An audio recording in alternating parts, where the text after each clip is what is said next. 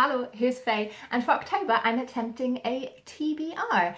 I usually don't do that because I don't tend to stick to them, but in October, Victober is a thing. So a whole month dedicated to reading books from the Victorian period, so from 1837 to 1901, and the 4 hosts for this readathon are really great and have really infected me with their love for these types of novels, which I do not typically read. So loads of these are classics, I've never read them, and this is the perfect opportunity to try.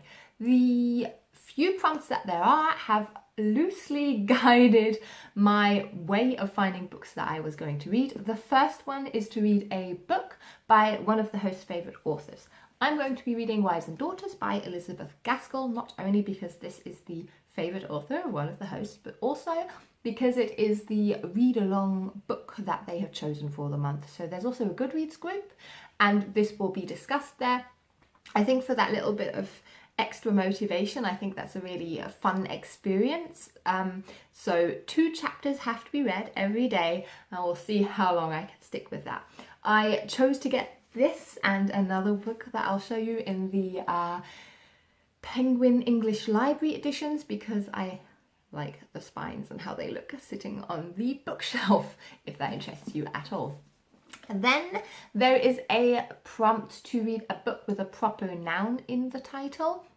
I'm going to be reading Jane Eyre by Charlotte Brontë, which also doubles up for the prompt to read a book by a female author who wrote under a pseudonym. I've never read Jane Eyre, and I feel like I'm missing out because people tell me that it's a really approachable and fun novel. Like I said, I went to high school in Germany. We didn't read English classics really, and I didn't do that in my spare time either.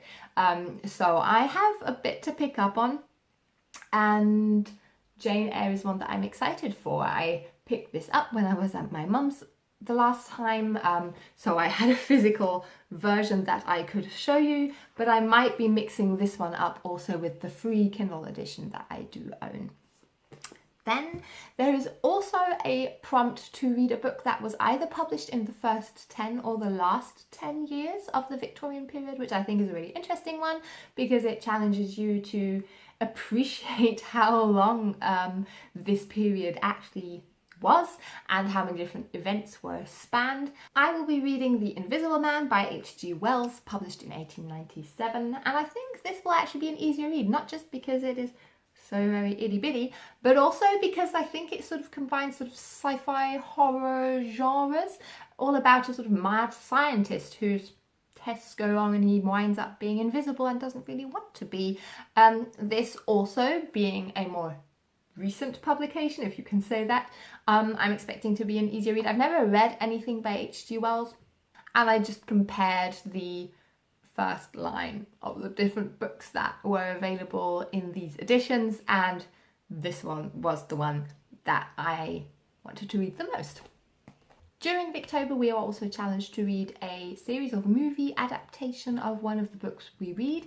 I'm not sure if I'm gonna. Maybe Jane Eyre. I think there's a 2011 movie, which I might watch, but I might not. It's not really my jam. I have some audiobooks that I have talked about in one of my previous videos. I have some Arthur Conan Doyle, I have Sherlock Holmes, I have The Lost World, the inspiration for the Jurassic Park movies, which strictly speaking is too recent and thus doesn't count as Victorian fiction anymore. And I also have Alice in Wonderland. All of these I got from the library, so if I need a little bit of a pick-me-up whilst I sort of potter around, I'm also going to turn to those. And we'll see what else I get to read in this month, I guess. I think this is going to be quite challenging for me, but there seems to be a lot of hype and support, so I am really looking forward to it. I hope plenty of you are joining in as well, and that I can stick to my plans. I'll see you very soon. Bye.